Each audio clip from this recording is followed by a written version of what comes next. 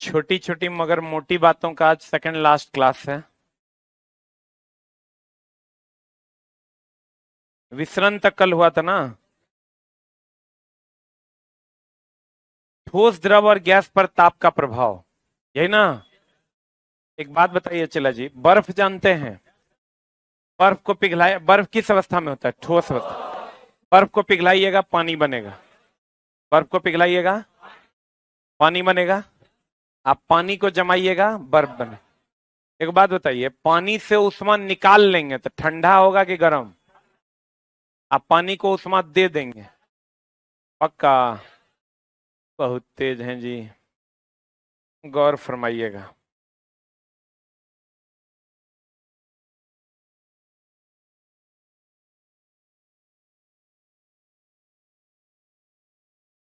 पानी क्या चला? पानी बोले तो द्रव, पानी बोले तो द्रव को ठोस में बनाने के लिए, द्रव को ठोस में बनाना। जम गया कि पिघल गया? जम गया। इस प्रक्रिया को कहते हैं हिमीकरण। क्या कहते हैं इसको? या इसी को जमना कहते हैं। इंग्लिश में इसको फ्रीजिंग कहते हैं। इंग्लिश में इसको क्या कहते हैं? फ्रीजिंग। द्रव से किस में बदलना? ठोस में। अगर यही ठोस से द्रव में बदल गया तो पिघल गया कि जम गया? पिघल गया। तो पिघल गया तो इसको क्या कहेंगे? पिघल गया तो गलना। गलना बोले तो, गलना बोले तो गलन। ठोस जब द्रव में बदलेगा तो इसको क्या कहेंगे? गलन। गलन बोले तो मेल्टिंग। बोलो हाँ या ना। ठोस जब द्रव में बदलेगा तो गलन। गलन बोले तो क्या? मेल्टिंग ना। गलन बोले तो, गलन बोले तो मेल्टिंग। और द्रव से ठोस, ठोस से द्रव हो गया। द्रव यानी पानी। अब पानी से गैस बनेगा यानी जलवाष्प बनेगा, तो द्रव का वाष्प में बदलना यानी गैस में बदलना, इसको कहते हैं वाष्पीकरण। क्या कहते हैं? वेपोरेशन नहीं, वेपोराइजेशन। वेपोराइजेशन क्या कहते हैं इसको? या इवेपोरेशन भी कहते हैं। वेपोराइजेशन या इवेपोरेशन भी कहते हैं। द्रव का गैस में बदलना वाष्पीकरण या इवेपोरेशन कहते हैं। गैस का द्रव में बदलना यानी गैस यानी वाष्प का द्रव में बदलना, तो ठंडा होगा कि गर्म होगा? ठंडा होगा ना। गैस को द्रव में बदलना क्या कहलाता है? संघनन कहलाता है।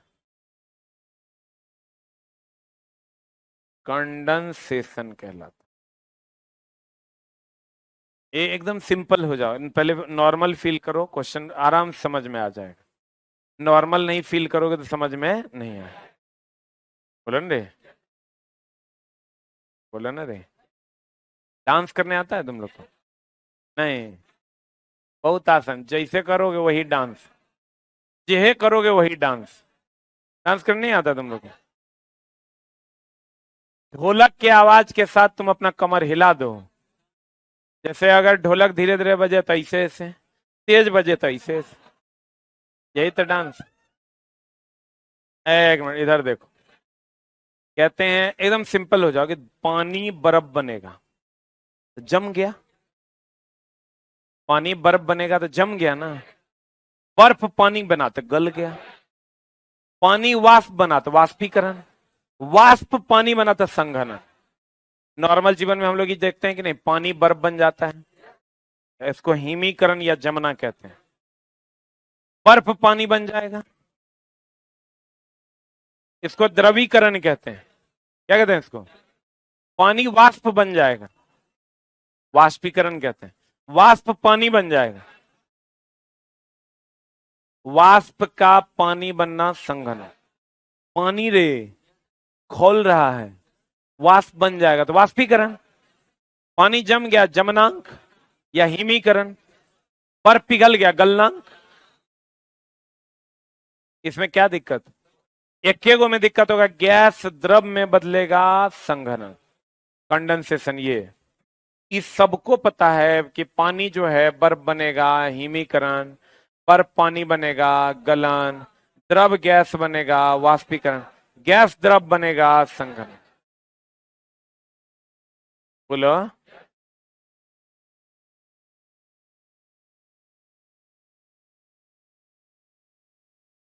अब सीधे पूछेगा, ठोस जो है, बताओ, बर्फ पहले पिघलेगा तब जलवाष्प बनेगा, कि बर्फ सीधा वो वाष्प बन जाएगा? पहले पिघल के पानी बनेगा, पानी से फिर जलवाष्प बनेगा। बोलो।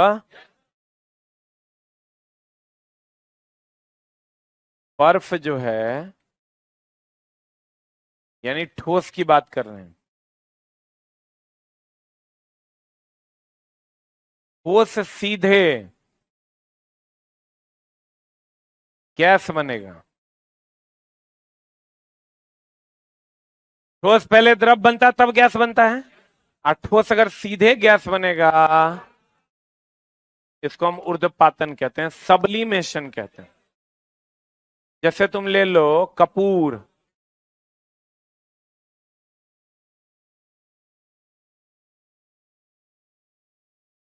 ठोस सीधे गैस बनेगा, ऊर्ध्वपातन, दैट इज सबलिमेशन। जैसे कपूर ले लो, कपूर में आग लगा दो, ठोस सीधे गैस बन जाएगा। हाँ, लेकिन गैस अगर ठोस बनेगा, इसको कहते हैं डिपोजिशन। क्या कहते हैं इसको? गैस सीधे ठोस बनेगा, इसको क्या कहेंगे? डिपोजिशन। गैस सीधे ठोस बनेगा, क्या कहेंगे? डिपोजिशन। तुमको तीने को चीज याद रखना है। एगो, गैस जब ठंडा होके द्रव बनेगा, संघनन। ठोस सीधे गैस बन जाएगा, ऊर्ध्वपातन। और गैस ठोस बन जाएगा, डिपोजिशन।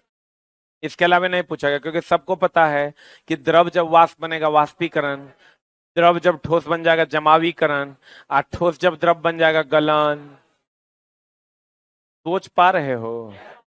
ये बुरा में जा रहे हो? सोच पा रहे हो? बहुत बढ़िया बात।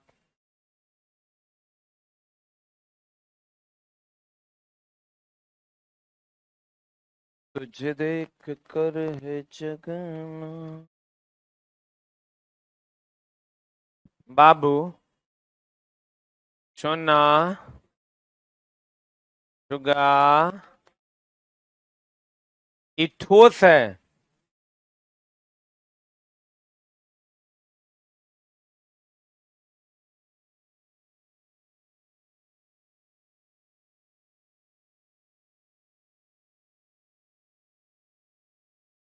ये गैस है।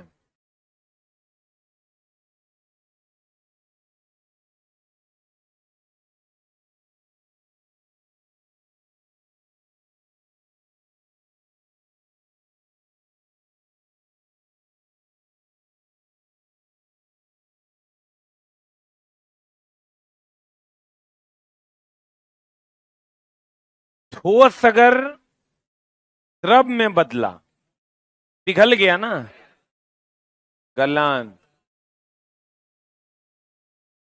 द्रव अगर जम के ठोस बन गया,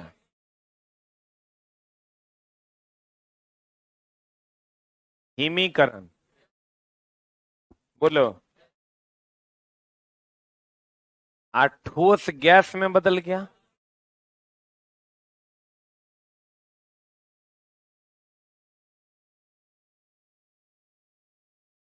गैस ठोस में बदल गया,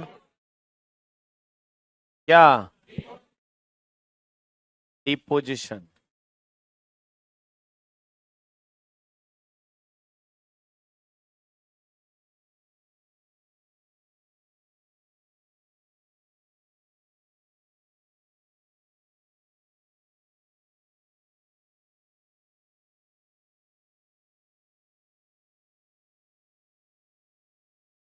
द्रव गैस में बदलेगा, वाष्पीकरण। गैस द्रव में बदलेगा, चंघरण। बुझा रहा है कि बोरा में जा रहा है? ठोस जब गैस में बदलेगा, यही तुमको पूछेगा कौन कौन।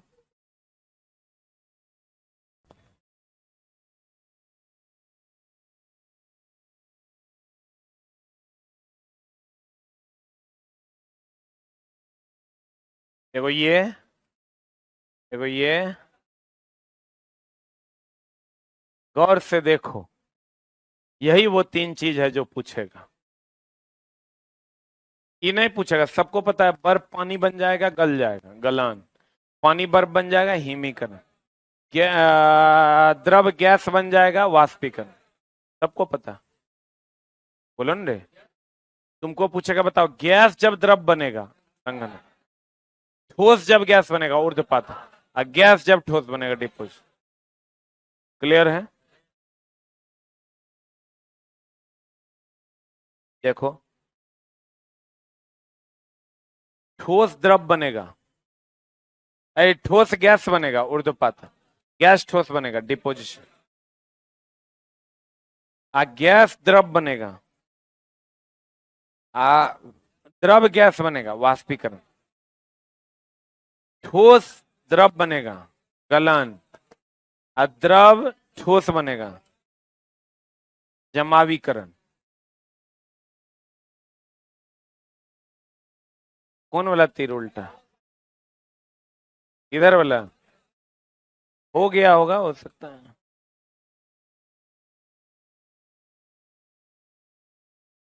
बुक में भी उल्टा है, ठीक कर दो। चौथा एडिशन अभी आना है। अरे चौथा एडिशन का मतलब सुधार होके आ जाएगा, जहां ए बी में गड़बड़ी होगा।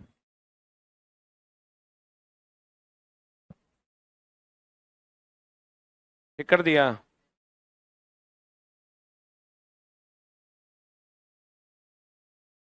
तुझे देख कर है जगना।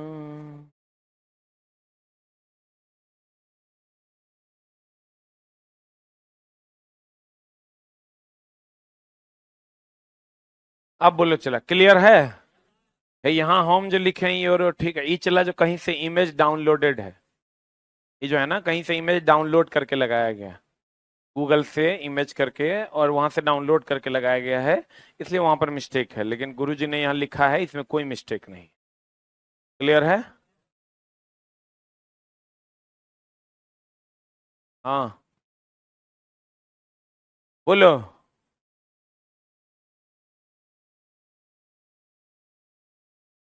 गलन और गलन एक विधि है। गलनांक किसी पदार्थ का फिक्स होता है। जैसे आशिक और आशिकी में क्या अंतर है? आशिकी एक प्रोसेस है, आशिक एक लड़का है। गलन एक प्रोसेस है, गलनांक एक प्रोसेस है। और किसी वस्तु का गलन एक फिक्स पॉइंट है कि उतना पर वो गल जाए। गलनांक एक विधि है। बोलन रे, एक के है, तुम एक के मान के चलो, आशिक और आशिकी। ठोस का द्रव में बदलना, यानी बर्फ पानी में बदलेगा। द्रव का ठोस में बदलना, जमना या फ्रीजिंग, या इसी को हिमीकरण भी कहते हैं।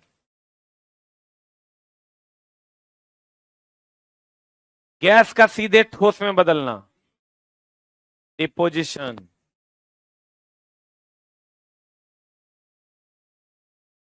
अब चला बताओ, ऊर्ध्वपातन का नाम सुने हो? ऊर्ध्वपातन कहता है जब कोई पदार्थ ठोस से सीधे गैस में बदल जाता है। इसका एग्जाम्पल है anthracene, naphthalene, iodoform, sulphur, Kapoor, ये सब इसी का एग्जाम्पल है। बोलन रे, एंथ्रासीन, नेप्थलीन, कपूर, आइडोफॉर्म, ये सब इसी का एग्जाम्पल है। कहते हैं जब कोई पदार्थ ठोस से सीधे गैस में बदल जाता है तो यह पदार्थ ऊर्ध्वपातित पदार्थ कहलाता है, और यह प्रक्रिया क्या कहलाती है? ऊर्ध्वपातित। इसका एग्जाम्पल कौन कौन है?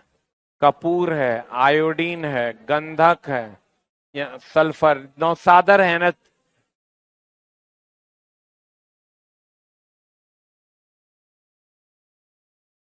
एंथ्रासीन है, बेंजोइक अम्ल है, नेप्थलीन है, आइडोफॉर्म, ये सब क्या है? चला ऊर्ध्वपातित पदार्थ। क्या है ये? ऊर्ध्वपातित पदार्थ किसको कहते हैं? चला ठोस से सीधे किस में बदल जाता है? गैस में बदल जाता है, और ऐसे पदार्थ को हम लोग कौन पदार्थ कहते हैं? ऊर्ध्वपातित पदार्थ कहते हैं।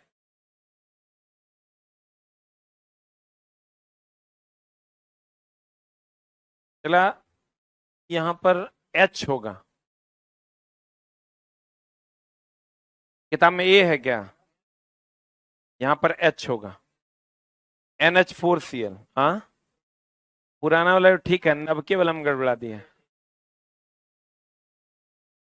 NH4Cl, ammonium chloride, NH4Cl, anthracene, naphthalene, benzoic अम्ल, आइडोफॉर्म, कपूर, आयोडीन, गंधक, सल्फर, नौशादर, एंथ्रासीन, बेंजोइक अम्ल और नेफ्थलीन और आइडोफॉर्म। अब देखो, बेंजोइक अम्ल का उपयोग खाद्य पदार्थ के संरक्षण में, कभी देखते हो रोड पर चला सेब वगैरह पे स्प्रे मारते हुए, वो क्या है? Benzoic acid. वह कवक को दूर रखता है। कवक को कहां रखता है? दूर रखता कहता है। बेंजोइक अम्ल का उपयोग खाद्य पदार्थ के संरक्षण में किया जाता है। अब चला, एक होता है आयोडीन और एक होता है नमक। नमक मिलता है समुद्र के पानी से, नमक बोले तो NaCl। ये मिलता है चला समुद्र के पानी से। और ये जो आयोडीन है ये मिलता है लेमिनेरिया घास से। देख लो, NaCl समुद्र के पानी से मिलता है, आयोडीन समुद्री शैवाल लेमिनेरिया से मिलता है। कहां से मिलता है? लड़का को कहेगा आयोडीन कहां से मिलता है, कहेगा भैया कहां से मिलता है? नमक से। आयोडीन कहां से मिलता है? नमक से। नहीं, आयोडीन का अलग पौधा है लेमिनेरिया घास, इसीलिए चला आयोडीन युक्त नमक महंगा है। बिना आयोडीन वाला नमक लोगे तो उसका लगभग आधा पड़ेगा, मतलब 12 रुपए किलो वो होगा तो 7 रुपए किलो ही होगा बिना आयोडीन वाला। जो गाय भैंस के लिए खिलाने के लिए लोग नहीं लेता है, बिना आयोडीन वाला नमक लेता है। आयोडीन वाला नमक लोग इसलिए खाने लगा कि आयोडीन की कमी से घेघा रोग होता है। अब आयोडीन की कमी से घेघा रोग नहीं होगा। घेघा रोग का समझो चला, अगर टीका आ जाता तो आयोडीन खाने की कोई जरूरत नहीं थी। समझो हर दिन हर घर में 20 टका बचता, 10 टका, हर महीना 20 टका 30 टका बचता हर घर में। लेकिन उसका टीका का खोज होना संभव नहीं हो पाया, तो चला आयोडीन युक्त हम लोग क्या खाने लगे? नमक खाने लगे। ये कहां से मिलता है? लेमिनेरिया घास से। कहां से मिलता है? कहता है समुद्री घास लेमिनेरिया से आयोडीन प्राप्त किया जाता है। समुद्र के पानी से सोडियम प्राप्त किया जाता है, अर्थात समुद्र के पानी में क्या होता है? सोडियम। नमक कह देगा तो समुद्र के पानी से, आयोडीन कह देगा तो समुद्री घास लेमिनेरिया से। उच्च दाब तथा निम्न ताप पर गैस क्या हो जाता है? संघनित। संघनित होना मतलब गैस द्रव में बदल जाता है। उच्च ताप और निम्न दाब पर, ताप क्या होना चाहिए? उच्च। हाँ, निम्न ताप, उच्च दाब और निम्न ताप। अरे ताप निम्न होगा तभी ना चला गैस द्रव में बदलेगा। संघनित होना मतलब क्या होना? अरे छोटा अभी तुरंत पढ़ाएं। संघनित का मतलब गैस टू किस में? द्रव। ये कब होगा? निम्न ताप पर कि उच्च ताप? गैस को ठंडा करेंगे तब ना द्रव बनेगा। तो निम्न ताप की उच्च ताप, गैस टू द्रव अगर होगा तो निम्न ताप की उच्च ताप। निम्न ताप पर गैस द्रव में बदल जाता है। तो देख लो, निम्न ताप है और निम्न ताप होगा तो दाब क्या होगा? उच्च होगा। अब एक बात बताओ, चला सबसे हल्की गैस कौन? हाइड्रोजन। उसके बाद दूसरी सबसे हल्की गैस हीलियम। सही है ना? अब चला देखो, हाइड्रोजन जो है वो कहीं नहीं भरा जाता है, कहीं नहीं भरा जाता, अपने मन से। क्वेश्चन भर दिया तो भर देना।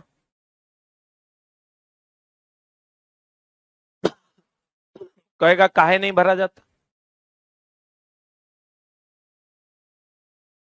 ज्वलनशील नहीं है, सबसे ज्यादा ज्वलनशील है।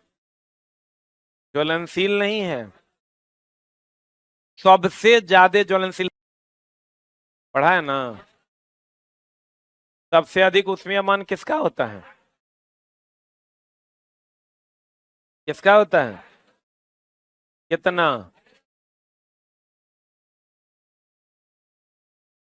ऊष्मीयमान का मात्रक क्या है?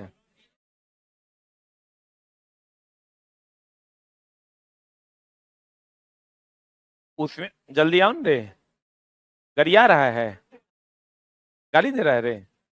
सही रहा होगा, नालायक देखने से लग रहा है। समय का मात्रक बताओ। क्लास नहीं किया है? आज पहली बार आया है? कल आया था? 5-6 दिन से नहीं आया? पापा नौकरी करते हैं, करें? हाँ, बिजनेस होगा बढ़िया वाला, है ना? बुखार लग गया था? बैठो, की मारेंगे। बुखार चला आपको तब लगेगा जब आपका पाचन ठीक नहीं होगा और खाना अल्टर होगा, तभी बुखार लगता है।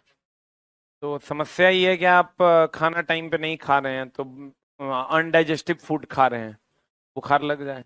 तुम लोग भी यहाँ बहुत लोग साल भर से होगा, कभी सुना है इसके जाकर बुखार लग गया? लग ही नहीं सकता। कितनों मौसम चेंज होगा, थोड़ा बहुत होता है, मौसम चेंज होता है, शरीर में अकड़न हो गया या फिर ऐसा, फिर मौसम के हिसाब से शरीर एडजस्ट करता है। इनों का होकर हम उपाय रखे हैं, अब आ जाए किसी दिन तो अलग बात है। अंदर का बहुत चीज हम नहीं जानते हैं, और कोनो बीमारी धर लेगा तो हम की करेंगे। लेकिन चला, हम जैसे ही मौसम चेंज होता है ना, तो कोशिश करो कि 1 गिलास नींबू पानी पीने का। हमको जरूरत नहीं, हम नहीं पीते हैं, क्योंकि चला हम लोग काम करने वाले लोग, किसान को देखे वो बीमार होते हुए। बीमार होता है जो रईस के मौसा होता है, ठीक ना, वही बीमार हो। किसान का बच्चा कभी बीमार नहीं हो सकता। नेक्स्ट, लेकिन तुम लोग क्या कर रहे हैं ना, अभी इतना ना आराम में है ना, WBC भी सोच रहा उठे कि छोड़ दे, तू आराम में हम आराम में, इसलिए चला थोड़ा मेहनत करना हो। हाइड्रोजन कहीं नहीं भरा जाता है।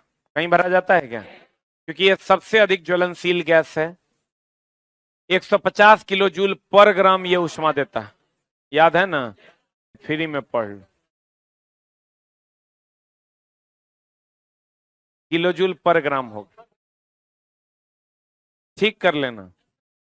अब चला ध्यान से देखो, हाइड्रोजन जो है कभी नहीं भरा जाता है। कभी भरा जाता है क्या? इसलिए क्योंकि ये बहुत अधिक ज्वलनशील गैस। गुब्बारा में भर दोगे, एक लात मारोगे गुब्बारा आग का गोला बन जाएगा।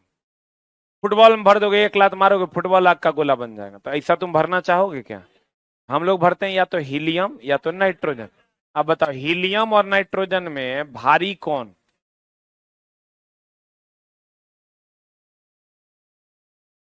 अरे नाइट्रोजन होता है 14, नाइट्रोजन होता है 7-14, हीलियम होता है 2-4। कौन भारी है?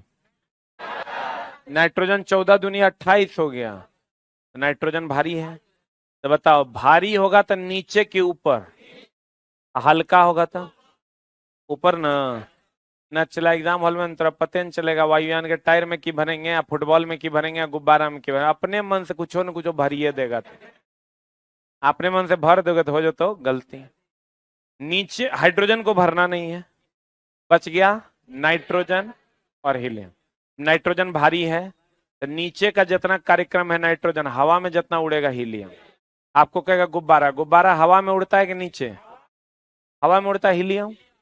वायुयान का टायर हवा में उड़ता है ना, हीलियम। फुटबॉल नीचे उड़ रहता है कि हवा में उड़ जाता है? नाइट्रोजन, क्योंकि नाइट्रोजन भारी है। बुझा रहा है? नाइट्रोजन नीचे के ऊपर, क्या कि नाइट्रोजन भारी है। हाइड्रोजन ऊपर। बोलो, हाइड्रोजन कहीं नहीं भरते, क्या भरेंगे? हीलियम। हाँ, वायुयान के टायर में हीलियम, गुब्बारे में, फुटबॉल में नाइट्रोजन।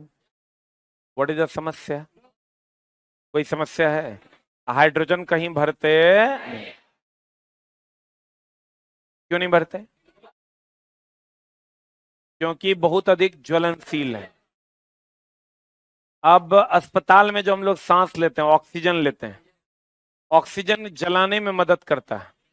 ऑक्सीजन अगर उपस्थित है, कोई दूसरा गैस मिलेगा तो आग लगा देगा। ये खुद कहता है हम ईंधन नहीं है, लेकिन दूसरा को जलाएंगे। तो ऑक्सीजन अगर तुम सीधे खींचोगे ना, जरा सा ऊंच नीच होगा तो आग लग जाएगा। इसलिए ऑक्सीजन प्लस हीलियम खींचा जाता है। हीलियम अक्रिया गैस है, अक्रिय गैस है, यह किसी से अभिक्रिया ऑक्सीजन को करने नहीं देगा। तो आपको कहेगा अस्पताल में ऑक्सीजन की, oxygen plus helium, oxygen plus helium. और चला गोताखोर जो जाता है, तो गोताखोर कम गहराई पर ऑक्सीजन प्लस नाइट्रोजन लेता है, अधिक गहराई पर ऑक्सीजन प्लस हीलियम लेता है।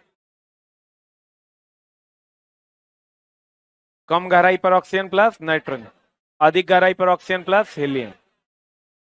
वायुयान के टायर में हीलियम, गुब्बारे में हीलियम, जमीन पर फुटबॉल नाइट्रोजन। भार के हिसाब से किसका ज्यादा है? प्रथम सबसे हल्की गैस हाइड्रोजन, द्वितीय सबसे हल्की गैस हीलियम। हाइड्रोजन को आवारा गैस कहते हैं। हाइड्रोजन सबसे अधिक ज्वलनशील है, इसलिए इसे भरा नहीं है। वायुयान के टायर में, गुब्बारे में, कृत्रिम रूप से सांस लेने में अस्पताल में,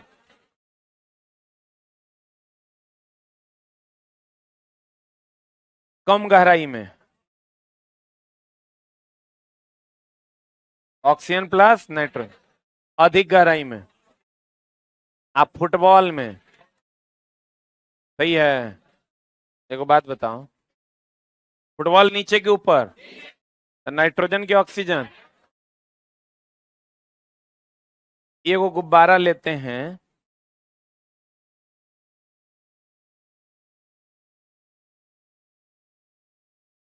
इसमें हीलियम भरते हैं, हाँ हाइड्रोजन भरते हैं। क्वेश्चन कहेगा भर दिए मतलब भर दिए। क्वेश्चन कहेगा एक घर है जिसमें आग लगल है, तुम कहेगा नहीं नहीं नहीं बाप रे, घर में कैसे आग लग जाएगा? लगल है तो लगल है। क्वेश्चन कुछो कह सकता है, कह देगा सभी आदमी कुत्ता है मतलब है। बुझा रहा है ना? मान लो एकरा में हाइड्रोजन भर दिए, एकरा में ऑक्सीजन भर देते हैं, बताओ दोनों में एक साथ छेद करते हैं सुइया से, कौन जल्दी खाली हो? हाइड्रोजन से भरा गुब्बारा जल्दी खाली होगा, क्योंकि वो हल्का है कि भारी है? वाह। यदि दो गुब्बारे में हाइड्रोजन और ऑक्सीजन के समान अणु भरे हुए हों, तो उनमें एक साथ छेद कर दिया जाए तो हाइड्रोजन से भरा गुब्बारा पहले संकुचित होगा, क्योंकि हाइड्रोजन हल्का है कि भारी है? घर में जो चला हम लोग सिलेंडर यूज करते हैं, उसमें एलपीजी होता है। एलपीजी गंधहीन और रंगहीन है, तो गंध नहीं होगा, चला लीकेज होगा, पता चलेगा? पता चलेगा? अगर गंध नहीं होगा, लीकेज होगा तो पता चलेगा। उसमें गंध के लिए इथाइल मरकेप्टेन मिलाया जाता है। क्या मिलाया जाता है? इथाइल मरकेप्टेन मिलाया जाता है, जो सल्फर का यौगिक है, जिसके कारण उसमें तीक्ष्ण गंध होती है। इसलिए तुम देखना किचन में जरा सा लीकेज होगा तो पता चल जाएगा। बोलो। कहता है घरों में उपयोग की जाने वाली gas LPG, liquid petroleum gas, पात्र में द्रव अवस्था में होता है तथा इसमें गंध के लिए इथाइल मरकैप्टेन मिलाया जाता है। इथाइल मरकैप्टेन किसका यौगिक है? सल्फर का यौगिक। अस्पताल में जो कृत्रिम रूप से सांस में लेते हैं ऑक्सीजन की, ऑक्सीजन प्लस हीलियम। अस्पताल में कृत्रिम रूप से सांस लेने के लिए ऑक्सीजन तथा हीलियम का प्रयोग किया जाता है, जो पात्र में किस अवस्था में होता है? किस अवस्था में होता है? द्रव अवस्था में होता है। अस्पताल में कृत्रिम रूप से जो सांस लेते हैं तो ऑक्सीजन की, ऑक्सीजन प्लस हीलियम। हीलियम खाली उसमें आग लगने से क्या करता है? बचा लेता है। आग लगने देता है कि नहीं लगने देता? नहीं लगने देता। ठीक है। भारी कौन है? नाइट्रोजन की हीलियम? नाइट्रोजन। देखो तेरा जुगाड़ बताते हैं, चलो।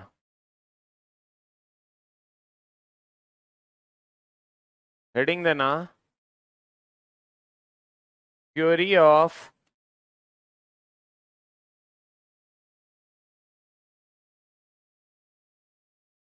हेडिंग दिया।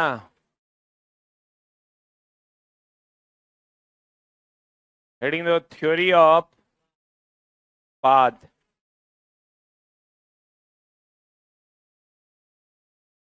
मजाक लग रहा है? अच्छा, इससे तुम्हारा हम 100 ऑब्जेक्टिव बनवा देंगे। मजाक लगता है? लिखा रे, थोड़ा सा जगह पे ही हेडिंग दो, 2 लाइन लिखाएंगे मात्र, बड़का पन्ना नहीं खोल। पाद के नाम पे कुछ भी नहीं कर जाना। देखो चला, तुमको क्या कहेगा क्वेश्चन? तुमको कहेगा, देखो चुप रहना, बोलना मत। तुमको कहेगा कैल्शियम कार्बोनेट को गर्म करेंगे तो कौन गैस निकलेगा? तुमको कहेगा अमोनियम नाइट्रेट को गर्म करेंगे तो कौन गैस निकलेगा? तुमको कहेगा फलना को गर्म करेंगे तो कौन गैस निकलेगा? चिलना को, चिलना से रिएक्शन करेगा कौन गैस निकलेगा? चिलना ढकेलना से रिएक्शन करेगा कौन गैस निकलेगा? कितना याद करोगे? याद करना संभव है? इन्हें को छोटा थ्योरी देंगे, बन जाएगा कुछ। जुगाड़ इचला हम अपने हिसाब से बनाए हैं और लगभग 100 प्लस केमिकल इक्वेशन इससे सॉल्व हो जाते हैं। एक बात बताओ, कभी पनीर खाए हो तो भोर में चिकन जैसा पाद पाओगे? कोई ऐसा है जो पनीर खा के चिकन वाला पाद पाद दे? दालमूट खा के कभी पादे हो? बिटनून बिटनून नहीं पादे हो? अरे बोलन रे। अच्छा, जैसा खाते हैं वैसा पाते हैं कि जैसा पाते हैं वैसा खाते हैं? अरे बोलन रे। जैसा खाते हैं वैसा पादते हैं। तुम खा के पा दो, लोग कह देगा रे मटन खाया रे। अब लोगों को पाद का भी स्वाद पता है, नहीं पता है? अब देखो कुछ लोग तो पूरा कॉन्फिडेंस में कहे मटन खाया है तुम। हम भूल लेते कि इस साले को पाद का भी स्वाद पता है।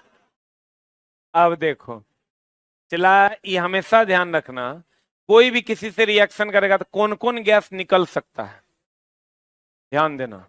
या तो ऑक्सीजन निकलेगा, या तो ऑक्सीजन गैस निकलेगा, या नाइट्रोजन निकलेगा, या क्लोरीन निकलेगा, या SO2 निकलेगा, या NO2 निकलेगा, या CO2 निकलेगा, या CO निकलेगा। कितने ऑप्शन में रह सकता है? इसके अलावा दूसरा कोई ऑप्शन में नहीं रहेगा। और ले लो N2O ले लो, अलेबल ले लो, मेन लेकिन यही रहेगा। ई कहीं से नहीं निकलता,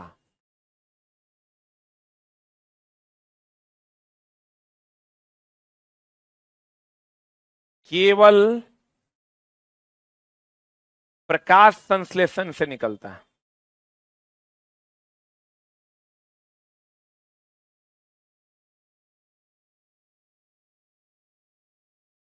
केवल कहां से निकलता? रुक, हाइड्रोजन ने लिखे, मैंने आवारा छूट गया। हाइड्रोजन ये केवल अम्ल और क्षार से निकलता। कार्बन मोनोऑक्साइड ये केवल तब आंसर होगा जब कहेगा गाड़ी से निकलने वाला, हाँ, निकलने वाला सबसे जहरीला, सबसे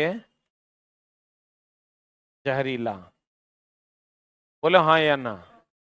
रुक न रे,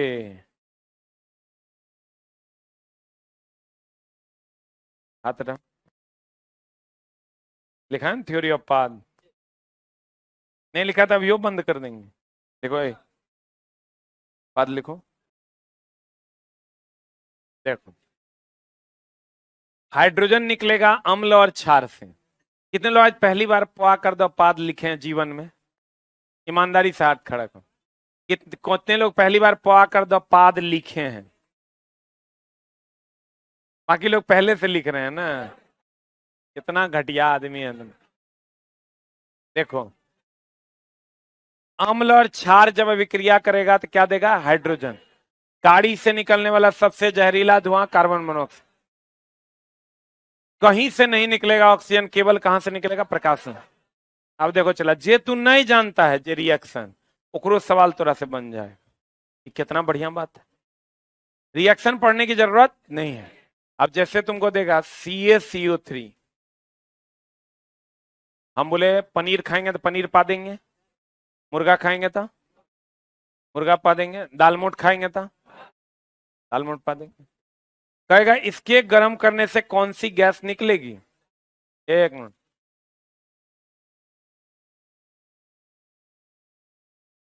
चुप रहो। अब ऑप्शन में है तुम्हारा oxygen, hydrogen, carbon monoxide, carbon dioxide. Oxygen तो कहीं से नहीं निकलता, केवल प्रकाश से। ये ऑप्शन तो गया। हाइड्रोजन निकलता है अम्ल या क्षार, ये भी गया। कार्बन मोनोऑक्साइड केवल गाड़ी से निकलने वाला सबसे जहरीला धुआं है, ये भी गया। एक को बच गया ये। तुम कहोगे अगर ऑप्शन चेंज कर दें तब, क्योंकि एक पर एक ना काबिल है, nitrogen, NO2, SO2।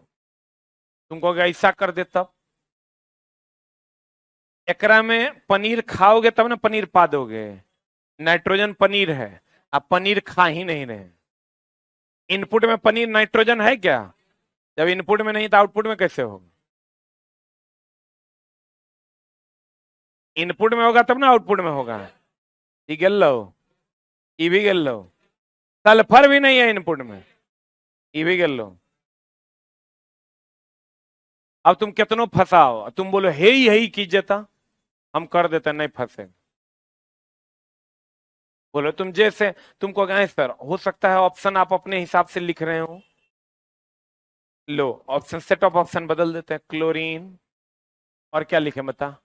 Oxygen, SO2, क्या होगा? क्लोरीन होगा नहीं क्योंकि इनपुट में नहीं है। ऑक्सीजन होगा नहीं, इनपुट में है लेकिन केवल प्रकाश संश्लेषण में निकल नहीं ना होगा। SO2 S है नहीं, CO2 में C भी है, O भी है, आंसर।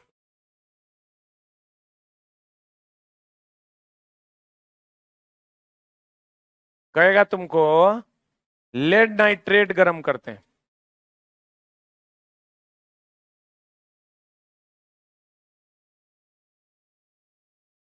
इसके कुछ अपवाद भी हैं चला, लेकिन अगर चूस चाट नहीं करोगे तो सवाल बना के चल रहा हो। अंतिम हथियार है, एक दे देगा NO2, CO2, O2, Cl2। Cl है इनपुट में, पनीर है ये ना, पनीर निकलेगा कहां? ऑक्सीजन है लेकिन होगा नहीं क्योंकि केवल प्रकाश संश्लेषण। CO2, Ca नहीं है।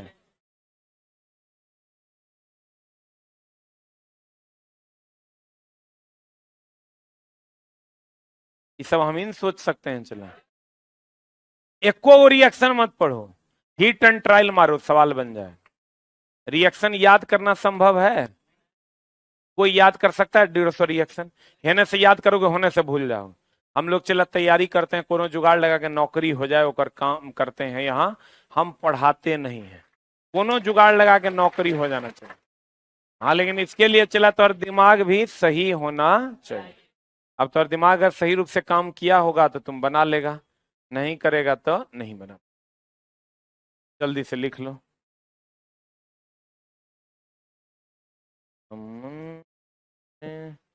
आज की कार्रवाई यहीं तक।